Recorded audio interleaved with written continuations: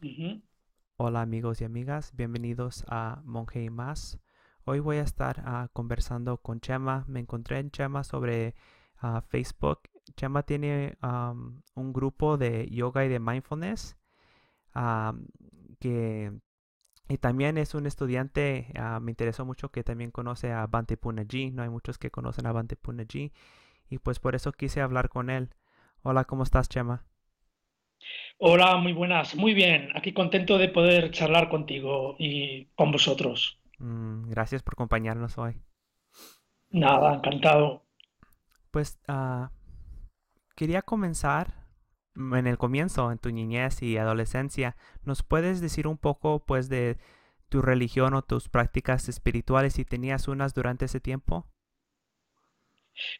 Bueno, hasta aproximadamente los 15 años fui educado de manera convencional en el catolicismo y me limité a simplemente a seguir ciertas formalidades de hacer la comunión, de ir de vez en cuando a misa, pero sin una vivencia profunda. Era un poco guiado por la cultura y tampoco afortunadamente no tuve sobrecarga religiosa en ese sentido. Luego ya tuve una época de agnosticismo y luego comencé a estudiar la teología de la liberación, es decir, el cristianismo, y empecé a leer precisamente a teólogos latinoamericanos y a conectar con algún grupo aquí en Madrid, Leonardo Boff, Clodovis Boff, toda la escuela de la teología de la liberación. Entonces me convenció ese cristianismo comprometido que no era en el que yo había sido educado. Entonces tuve una época, varios años, en ese sentido de participar en comunidades de base, pero luego ya a los 27 años ya reconocí mi agnosticismo, incluso mi ateísmo, aún quedándome, como siempre, con la figura histórica de Jesús y con los textos del Evangelio. Entonces, esta fue hasta los 27 años, así fue. Luego ya te puedo seguir contando cómo descubrí el budismo, ¿sabes? Sí. ¿Y esas prácticas de cristianismo que tenías antes o esas diferentes como ideas que entras, cómo te ayudaron en ese tiempo con los problemas que surgen en la vida?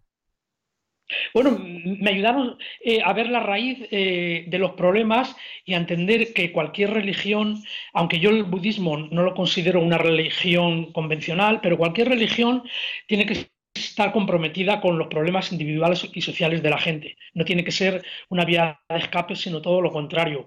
Y esto lo encontré precisamente en el budismo, porque el budismo, uno de mis primeros maestros fue Tinatán, el gran al que visité muchas veces en su monasterio de Plambilis, es este maravilloso monje vietnamita. Entonces ahí descubrí el budismo comprometido. Luego también leí libros y tuve información de un maestro zen que vive en Estados Unidos, que es que hacía retiros en las calles. Entonces, ahora mismo no recuerdo el nombre, pero hacía también un budismo comprometido con los problemas sociales.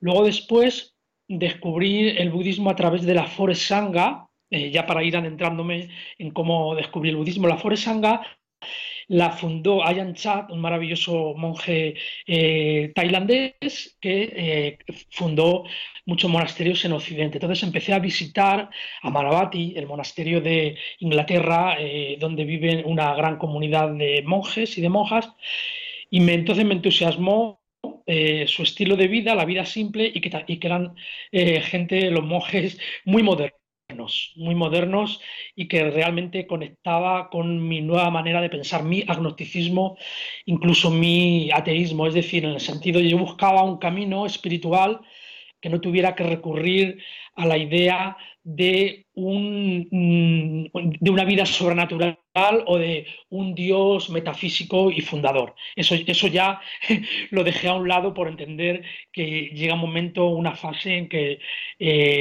uno tiene que descartar eso por la evidencia. Me encontré entonces como pez en el agua en el budismo y el budismo Theravada. el budismo originario, porque había conocido algo del budismo tibetano, había partes que me gustaban, pero hay otras partes ligadas a la superstición o a la cultura tibetana que esas no me convencían. Y yo no sabía que existía el budismo Theravada.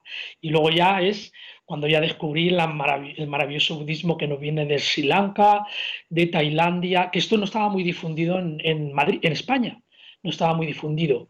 Y luego hablaré, como no, del gran descubrimiento de Bhante Punjabi, Ujú. de tu maestro, y que yo considero actualmente que también es uno de los míos. Sí, tocaste en un tema muy importante, esos de las creencias o de las creencias supernaturales. Estoy seguro que conoces esta sutta porque todos los budistas creo que conocen esta sutta, la Kalama Sutta. ¿La Claro, conoces? ¿Verdad? Sí. claro, y ahí es donde, de eso te quería hablar, porque ese fue el texto que yo descubrí a los 27 años y que yo realmente necesitaba. Es decir, ese texto en el que se dice que no creas en nada porque te haya venido contado por tradición, porque esté escrito en los textos, porque te lo digan los maestros espirituales, ni siquiera el Buda, sino que tienes que hacer una comprobación personal y casi científica, diría yo, y entonces cuando veas por ti mismo, por ti misma, que es cierto, lo tomas y cuando no, lo dejas a un lado. Entonces, a partir de este sutra, que además lo leí en un libro de Thich Nhat Hanh, de este monje vietnamita, dije, este es el camino y este es el que quiero yo transitar. Que luego está muy bien expresado las diferentes etapas culturales y espirituales por el libro de Bhante Punjabi, que yo he leído, que tengo leído en inglés y que creo que es el que tú has traducido, en el que habla como una última fase en la que de evolución humana, en la que ya no tienes que recurrir a ningún ser superior. No sé si interpreto o no bien estas enseñanzas de Bhante Punjabi. No, no, así es. Ese libro se llama en inglés Return to Tranquility. Ok. Sí, es el que traducí, se llama Volver a la Tranquilidad en español. Y estoy Ah, deseando además tenerlo, efectivamente. sí, ya en unas semanas va a estar listo en España. ¿Y lo van a imprimir aquí en España? ¿Lo envían desde aquí de España mismo? Sí, creo que se va a imprimir ahí por Barcelona, creo. Es que un chico me escribió por el Facebook y estoy en contacto con él porque le encargué de momento 10 ejemplares. Sí, él es el que está encargado de imprimirlos en España. Sí, mira, quería añadir sobre esto que digo de no recurrir a un ser sobrenatural, que lo bueno también del budismo es que acepta, y así lo digo yo en mis clases, acepta a personas que decidan, sin embargo, creer, seguir siendo cristianos, cristianas o creer en alguien superior, o sea, que no tiene nada en contra de quien lo decida, pero de quien decida seguir el camino budista, pero creyendo en un ser superior, aunque eso no sea estrictamente budismo. O sea que es perfectamente compatible con la manera de pensar de cualquier persona, ¿sabes? Sí, durante el tiempo del Buda había un señor que era practicante del jainismo, se llamaba él Sonandana. Y Sonandana Ajá. era un hombre de mucho poder, de muchas riquezas, y él era uno de los que soportaba a los de jainismo. Era como el mero de los de soportantes de ellos. Y él fue con el Buda porque quería aprender de él.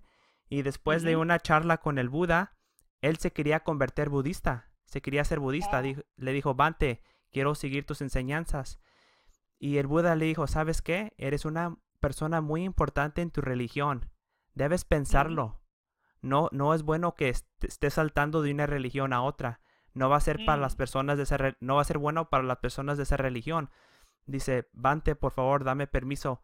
A cualquier condición que me des, yo la sigo para ser tu seguidor. Dice, y después le dijo el Buda, ¿sabes qué, Sonandana?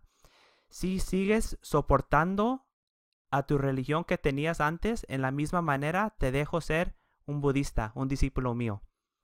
Y ah, Sonandana dijo, sí, Bante, lo que sea. Voy a seguir soportando y dándole comida y todo lo que requieren las personas de mi religión anterior mientras que me deja seguir al Buda. Y ahí podemos ver la forma que el Buda ah, que no era una persona dogmática. Él no quería todos los seguidores para él. Él no quería Ajá. controlar a las personas. Él simplemente quería enseñar y ayudar a las personas a superar el sufrimiento. Ujú, ujú. De acuerdo, estoy de acuerdo, así es, efectivamente, así es. Y así lo digo yo en mis clases, para que todo el mundo se sienta a gusto, vamos. Lo importante es la práctica, está claro. Sí.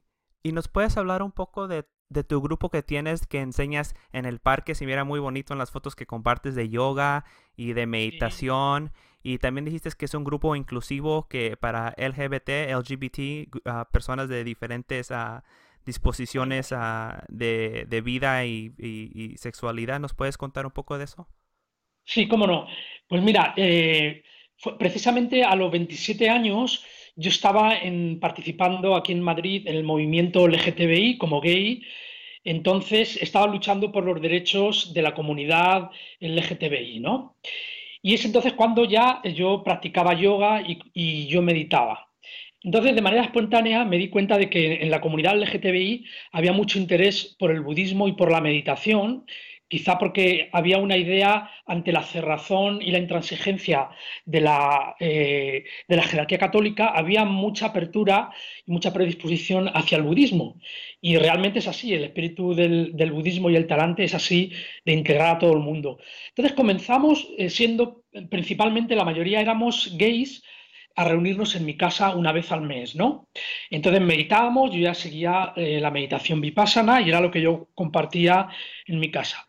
Y luego ya empezó a crecer el grupo y yo vi que era una herramienta maravillosa eh, de camino espiritual para gays, lesbianas, transexuales, bisexuales.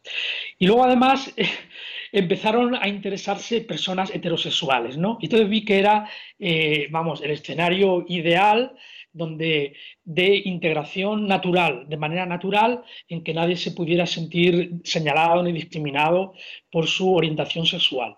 Entonces es curioso porque el grupo empezó a crecer, a crecer, a crecer a lo largo de los meses, a lo largo de los años, ya llevamos unos 20 años, entonces de ser en mi casa una vez al mes, 6, 8 personas, pues ahora mismo nos reunimos, por ejemplo, ayer estuvimos en el Parque del Retiro, pues unas 70 o 75 personas meditando y meditación vipassana, además, quiero señalar, que es la que yo enseño, y practicando yoga.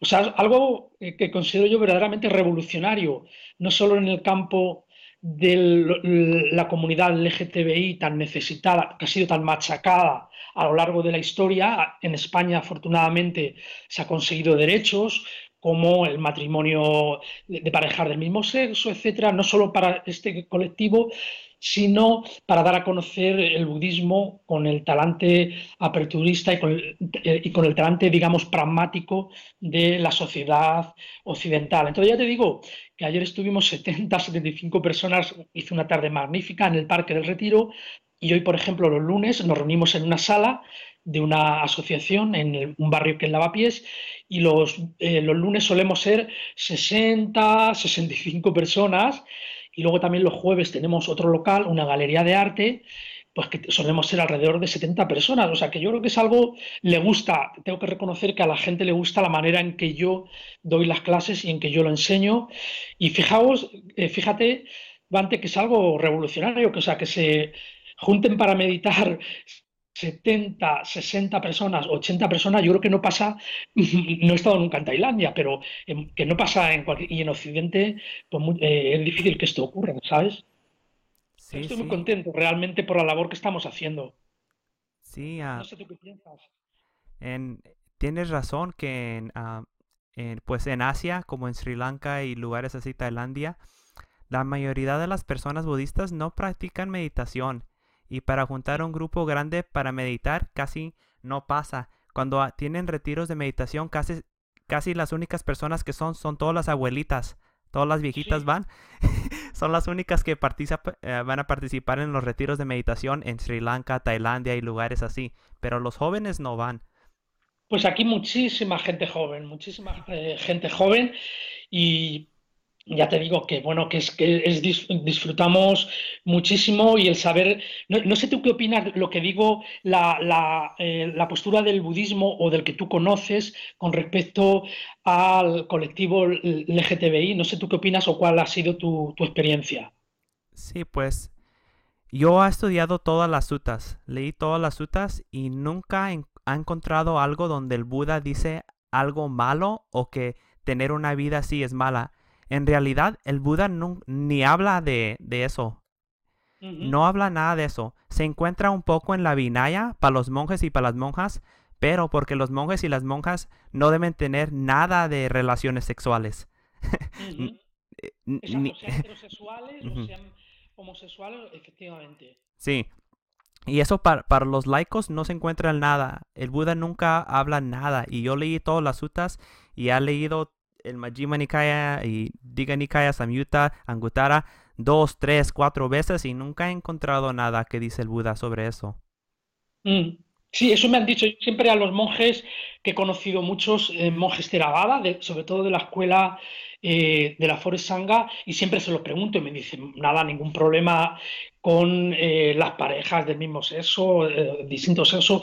El único precepto es no hacer daño en tus relaciones sexuales, no dañar a la otra persona, pero Buda no dijo nada y tampoco hay digamos, un sacramento de matrimonio como se hay en el catolicismo.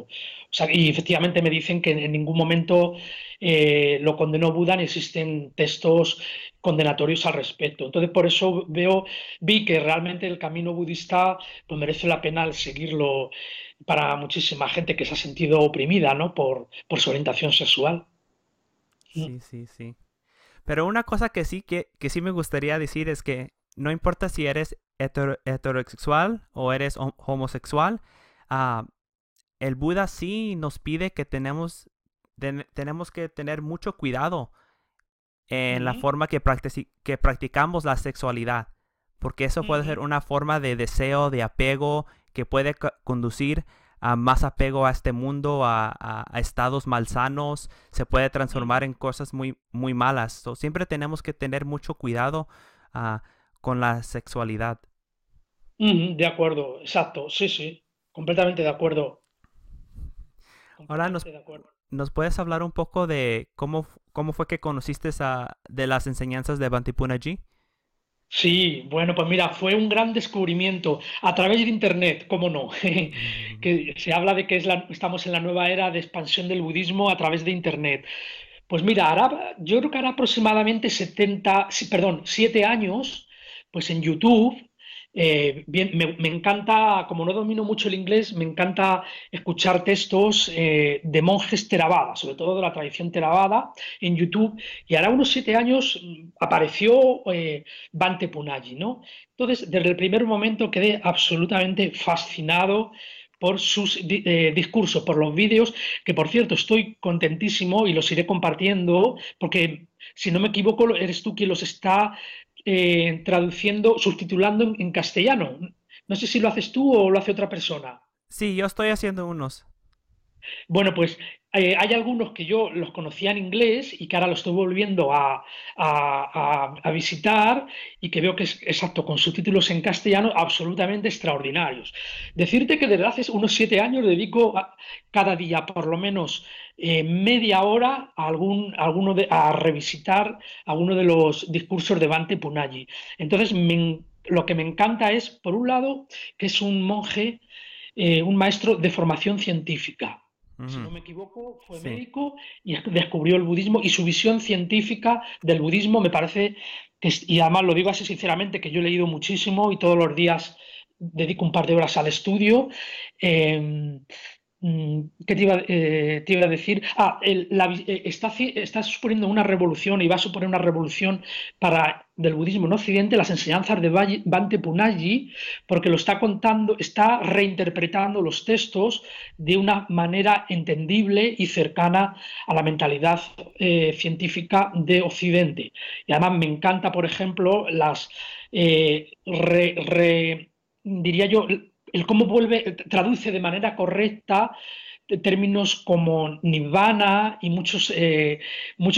Entonces, estoy absolutamente fascinado ya en inglés, pues un par de libros y dije, bueno, esto es absolutamente maravilloso. Y me encanta la manera que tiene de expresarse Bante, sobre todo la serie. Ahora estoy entusiasmado con la serie, un retiro de varios días que se hizo, si no me equivoco, en diciembre o por ahí, y está volcado en YouTube día por día. Me parece absolutamente fascinante y la manera que tiene Bante de explicarlo, es decir, habla un poquito y para, y un poquito de silencio. Luego vuelve a hablar y otro poco de silencio, como llegando, como esperando a que realmente le lleguen las palabras. Entonces, bueno, pues te lo digo, que estoy desde hace ya muchos años absolutamente entusiasmado. Y luego ya el saber que tenía un monje, en tu caso, que habla castellano y que se está preocupando en difundir sus enseñanzas, bueno, para mí es una alegría inmensa, ¿sabes? Sí, No sé pues qué piensas. en eso andamos ahorita tratando de traducir a los libros porque tiene como unos 5 libros y va a salir con otro libro este año que es Ajá, sobre la psicología ah, budista. Creo que se va a llamar ah, algo como El Buda Radical, algo así se va a llamar el libro, no estoy seguro. ajá. Sí, Ah, pero quisiera también ujú. decirte de un señor que es Billy, Sí, lo conozco. que creo que también, bueno, también es discípulo de Bante Sí. y tiene unos vídeos maravillosos con gráficos que me han ayudado muchísimo en mis clases para explicarle a la gente la psicología budista, el funcionamiento de la mente, los 5 agregados. El cómo se produce el estrés, bueno, este también, y si tienes la posibilidad de, Ujú. tanto con Bante Punaji, de verles y de hablar con ellos como con Billy, de decirles que tiene aquí un seguidor entusiasmado aquí en Madrid, ¿sabes? Sí, Billy Tan está haciendo un gran servicio a Bantipuneji. Él fue el que comenzó hace unos años a hacer todos estos videos y es el que hizo también la serie de videos del retiro que ocurrió el otro año en Malasia. Ujú. Creo que esa es la serie que estás viendo, un retiro que era de 2 semanas o una semana en Malasia. Ahí es donde está Bantipuneji, está en Malasia, se la pasa ahí casi todo el año en un templo Ajá, que se llama Mahavihara. ajá. Sí, Ujú. y pues voy a ver a Bantepuneji este julio. Cuando voy a Sri Ah, Lanka, voy a ir a Sri Lanka y él va a estar en Sri Lanka y después va a regresar a este templo. Él viene y se queda con nosotros unos meses cada 2 años. Am, qué bueno. antes vivía en este templo, pero Ajá, cuando se murió el venerable Keisri Dhammananda, que era el abad de Mahavihara en Malasia, los ujú. monjes de ahí le pidieron a Bantepuneji que vaya allá y que tome la posición de maestro. Y se fue de este templo y se fue para allá. Ajá, qué bueno. Muy bien, qué alegría. Sí, y pues siempre al final de las entrevistas, pues me gusta darle la oportunidad a, a la persona que le estoy dando la entrevista que si tiene preguntas para mí, me puede preguntar. Sí, sí, y también quiero hablar de mi grupo para que tenemos una página web para quien pueda interesarle, sobre todo si es de aquí de España o de Madrid, pues aprovecho ya ahora mismo para decirlo. Tenemos una página web muy simple, muy sencilla, donde simplemente ahí ponemos las reuniones que tenemos, que suelen ser 3 semanales. El tema económico es absolutamente voluntario, lo máximo que solemos poner es 1 euro voluntario para cubrir los gastos de los locales. Y la página es buocen.org, es decir, búho, como el animal búho, búho con H intercalada, zen.org, buocen. Entonces ahí tenemos todas las reuniones y cualquier persona pues, puede asistir, ir directamente durante todo el año. Estamos abiertos. Yo tengo mi trabajo, que soy empleado de banca, por las mañanas y luego ya por las tardes en las que dedico al estudio y luego a impartir desinteresadamente, sin cobrar nada, a impartir las clases. Entonces, bueno, pues eso que lo sepa y por eso estoy muy contento de que nos des también esa oportunidad de darnos a conocer y a nuestro grupo pueden venir, como hemos dicho antes, tanto personas heterosexuales como gays, lesbianas, transexuales, bisexuales. No se pregunta a nadie y toda persona es bienvenida, ¿sabes? Sí, qué bien. Y bueno, mira, con respecto a alguna pregunta, pues mira, sí, yo he tenido siempre rechazo a la idea de la reencarnación, bueno, hasta el punto de que no la comparto, que creo que viene del budismo tibetano sobre todo. Y a mí me encanta que Bhante en sus enseñanzas, yo nunca le he oído hablar de reencarnación, probablemente sí de renacimiento, pero que a mi juicio no tiene nada que ver con lo que se suele entender por reencarnación. Entonces yo mi creencia es en el momento presente y que en cada instante estamos naciendo y muriendo, que no hay por qué preocuparse pues después de la muerte física, lo que ocurre, si hay o no hay, etcétera. Creo que esta es mi posición, creo que concuerdan con las enseñanzas del Buda bien correctamente interpretadas. Entonces, bueno, me gustaría saber o tu opinión o alguien que crea en algo que no comprendo y que no veo claro la reencarnación, ¿sabes? Esa es mi pregunta. Sí, sí. Bueno, sí. ah, el problema con la palabra reencarnación es que presume que hay algo que no cambia, que va de un lado a otro. Uh Es -huh, decir, como un alma o una esencia que salta de un cuerpo a otro. Si uh vemos -huh, la sutta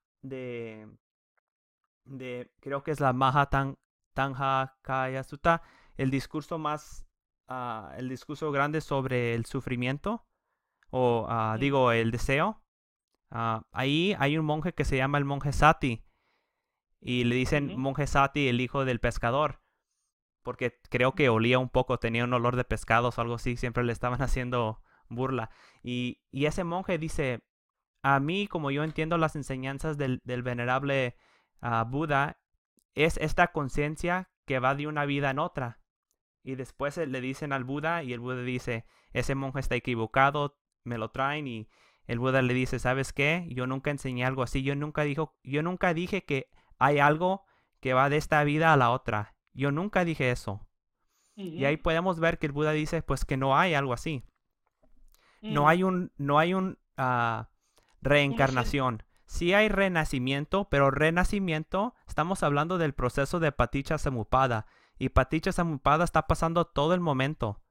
Todos los Uh -huh. momentos de experiencia, cada experiencia que tienes, es el Sí. proceso de renacimiento. Y simplemente lo que pasa es que, de acuerdo con las sutas, lo que pasa es cuando este cuerpo se muere, este Uh -huh. proceso de Paticca Samuppada sigue. Sí. Sí sigue el proceso, pero no eres tú, pero tampoco no es algo totalmente diferente del momento anterior. Eso es Sí. decir que el último momento de esta vida es una condición para el próximo momento. No hay Uh una -huh. cosa, un alma, un yo, una esencia que salta de un lado a otro. Uh Así -huh.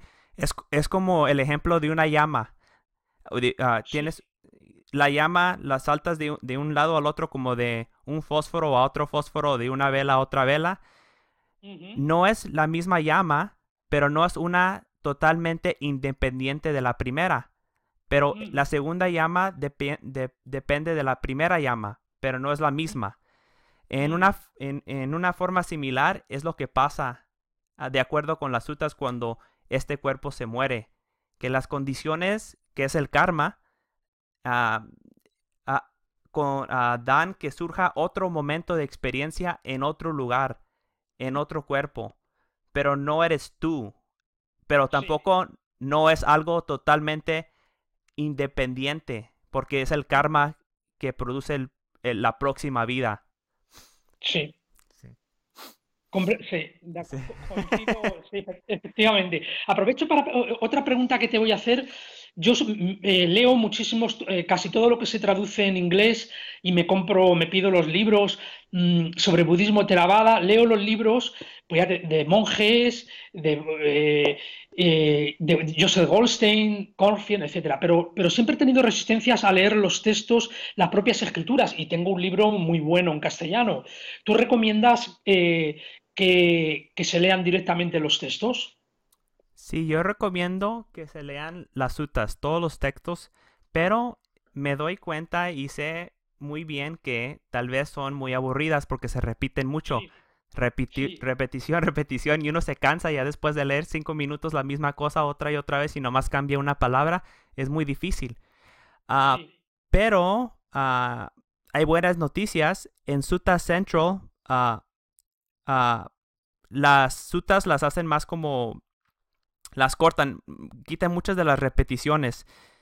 Ahí se puede leer más fácil un poco, pero es que una persona como yo o Bantipuneji o cualquier monje, cuando estamos traduciendo algo, siempre estamos influidos por nuestra propia visión, perspectiva, pensamientos. Y si solo lees los libros que hablan de las suttas, siempre vas a estar perdiendo una parte porque no somos perfectos y siempre se nos va a olvidar algo o vamos a dejar algo o lo vamos a explicar de una manera que a nosotros nos queda bien, pero tal vez a otra persona no lo entiende de esa manera. Y Ujú.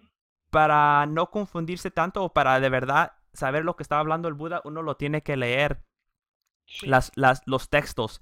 Pero aunque leas los textos, es muy difícil todavía porque la persona que lo tradució también va a estar haciendo eso, va a estar poniendo sus ideas y claro. cosas así. Tienes que leer por lo mínimo dos diferentes traducciones, pero Vale, no sí. tienes que leer todas las sutas. Solo lee como el Anapanasati, El Satipatthana Satipatthana. y unas sutas así, nomás como unas tres o cuatro, pero que de verdad las investigues en profundidad y que Sí. las El que leas, Satipatthana llevo muchos años, sí, sí, efectivamente. El Satipatthana, muchos años leyéndolo el texto y luego los diferentes libros que se escriben sobre él. sí. Decir que últimamente en mi propia práctica personal, siguiendo también el método de Mahasi Sayadaw, ¿utiliza Bhante Punagi el etiquetado? Sabes que es una de las herramientas de la técnica de Mahasi Sayadaw de Birmania. Sí, pues Bante Puneji en realidad él está enseñando simplemente solo en las formas que se encuentra la meditación en las sutas, porque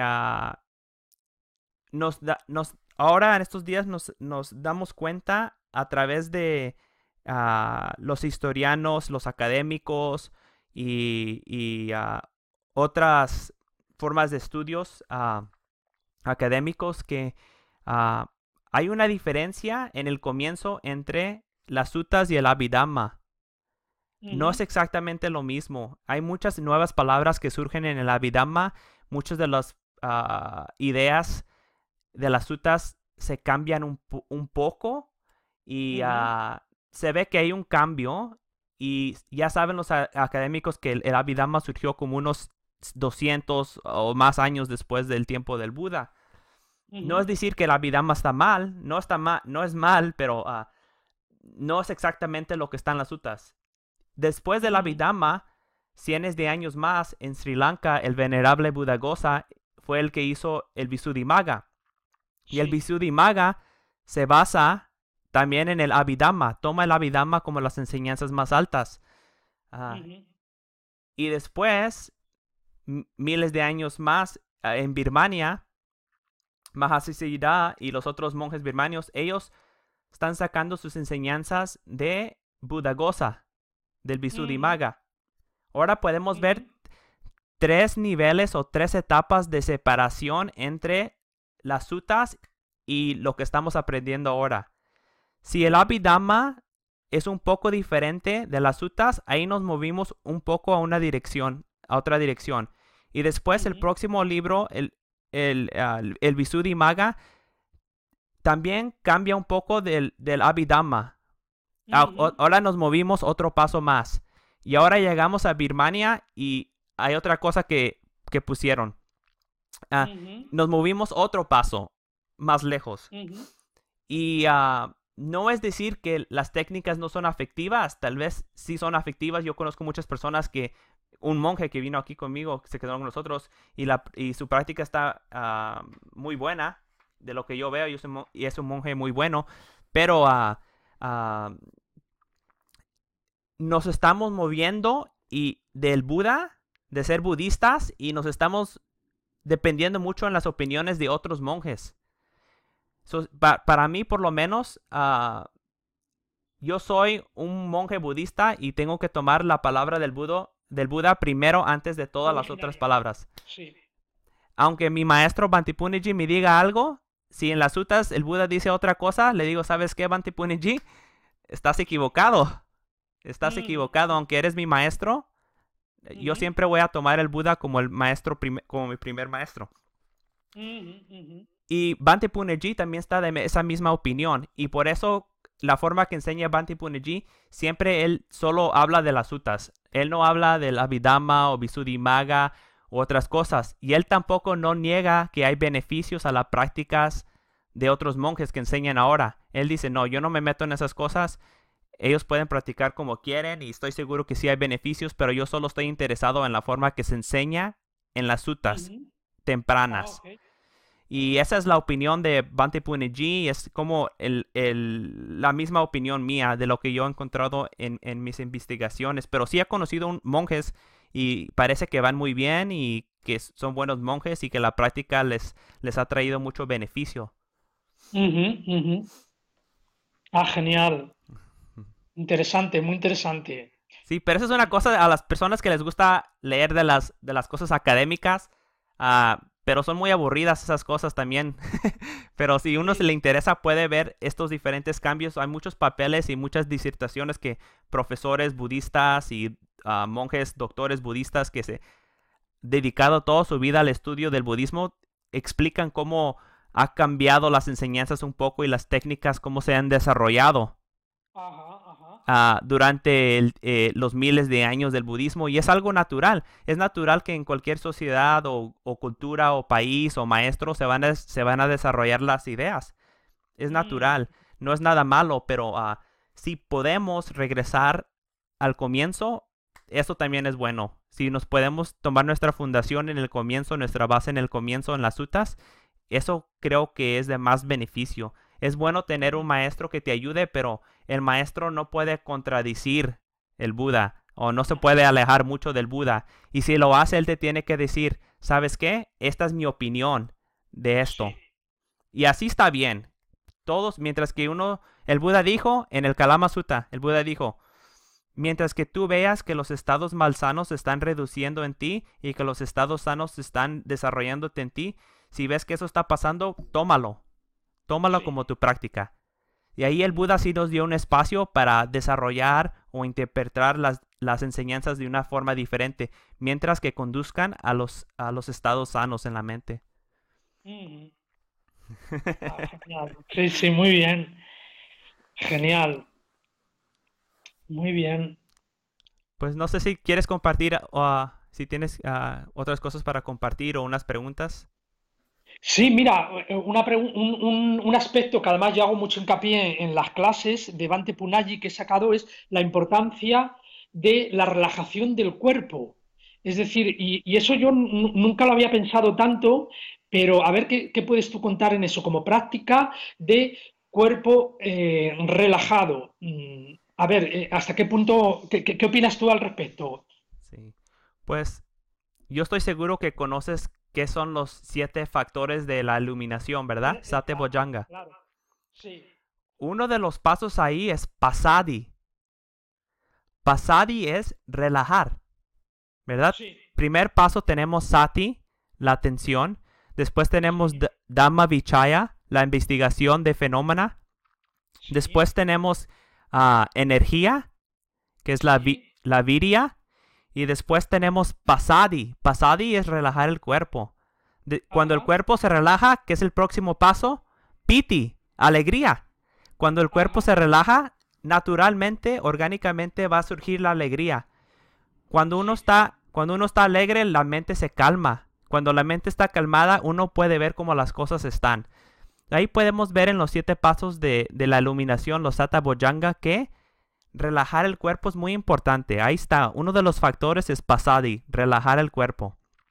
Ujú, También en el Satipatthana Sutta podemos ver, después que el Buda habla de uno conoce la inhalación, la exhalación, si es corto o largo, las próximas líneas dice uno calma las formaciones del cuerpo. ¿Qué es ujú, uno calma las formaciones del cuerpo? Uno relaja el cuerpo. Es lo que está diciendo ahí. Uno tranquiliza las formas corporales. ujú, Podemos ver en el Satipatthana Sutta y podemos ver en los 7 factores de la iluminación que el Buda nos está pidiendo que tenemos que relajar el cuerpo. Porque solo cuando el cuerpo está relajado, la mente se calma. Si hay mucha Ujú, tensión, estrés, agitación en el cuerpo, la mente va a estar corriendo por todos lados. Los ujú, científicos, los psicólogos y los biólogos ya saben que la biología afecta a la psicología y la psicología afecta a la biología. Es que hay una conexión entre el cuerpo y la mente, ujú. ¿verdad? So, tenemos también Completamente. tenemos que darnos cuenta de eso y tenemos que relajar el cuerpo si queremos relajar la mente.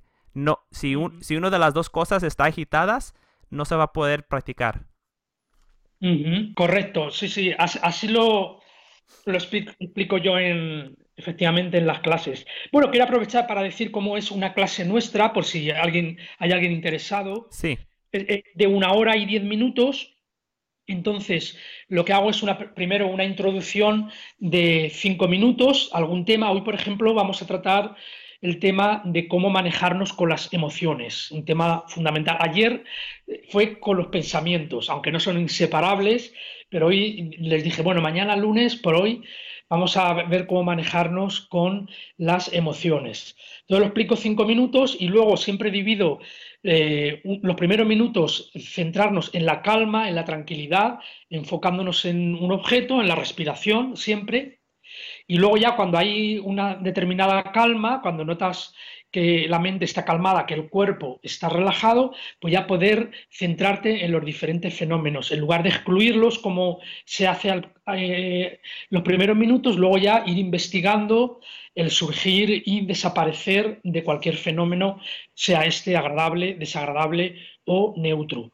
Y luego, entonces, también en mitad de la clase intercalamos 10 minutos de meditación caminando, de ir y venir, como se hace en el budismo Theravada, ir y venir con atención. Luego ya hacemos otros 20 minutos, un cuarto de hora de meditación sentada y luego finalizamos con meta o amor compasivo. Entonces, bueno, esto es que yo creo que es en cualquier escuela de Vipassana es un poco algo que enlaza a todas las escuelas, la observación ecuánime, desde la tranquilidad, desde la calma y desde la conciencia, ver los fenómenos como si fueran nubes pasajeras que llegan, están y se van. Luego hay quien lo puede etiquetar diciendo enfado, enfado, si surge, o lo importante es observar ese enfado y no hacer nada con él y no enfadarte con el enfado, por ejemplo.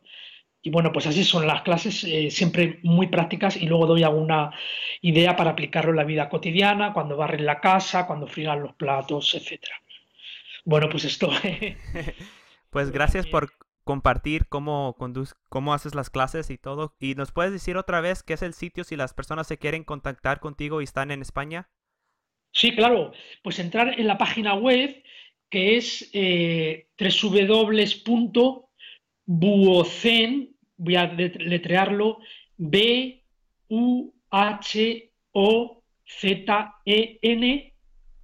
buocen.org, y ahí ya se ve las reuniones que tenemos cada mes y cualquier persona que le interese,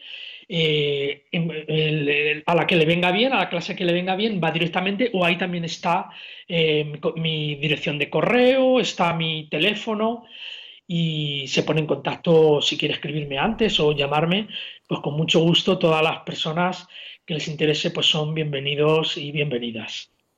Pues muchas gracias, Chema, por compartir con nosotros hoy todas las experiencias y también pues la invitación que dices a a las personas que quieren participar con tu grupo en España. Ya saben que es Boho Zen y Buocen. que se pueden unir contigo sobre ese domicilio y pues ojalá que podemos tener otra conversación en el futuro y también pues Sí, te mando un aviso ya cuando los libros estén listos en España. Si no, Javi te manda un mensaje y a ver si el próximo año yo o hasta yo y Banti Puniji, ojalá podamos ir a España. Quiero hacer eso. bueno. Muy bien, pues lo hablamos. Si hemos invitado a monjes,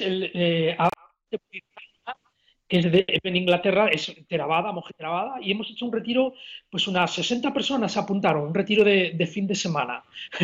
Fue muy, muy concurrido. Así es que nada, lo iremos hablando y yo encantado en tener otra charla, pues dentro de un tiempo, con mucho gusto lo haré. Bueno, pues gracias, Chema. Nada, Avante, encantado y muchas gracias a ti y a vosotros. Mm, hasta luego.